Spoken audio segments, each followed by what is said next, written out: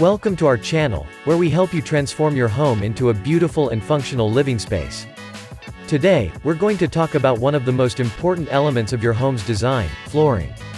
Whether you're renovating your home or just looking to refresh your space, choosing the right flooring can make all the difference. With so many options out there, it can be hard to know where to start. That's why we've put together this video to help you discover expert tips and ideas for every room in your home. Let's start with the living room. This is often the first room that guests see when they enter your home, so you want it to look beautiful and inviting. Hardwood floors are a timeless choice that can add warmth and sophistication to any living room.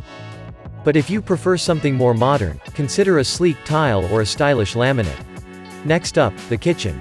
This is a high-traffic area that needs a durable and easy-to-clean surface. Tile flooring is a popular choice for kitchens, as it's water-resistant and can withstand spills and messes. But if you want something softer underfoot, a vinyl or linoleum flooring could be a great option. Moving on to the bedroom. This is a space where you want to feel relaxed and comfortable.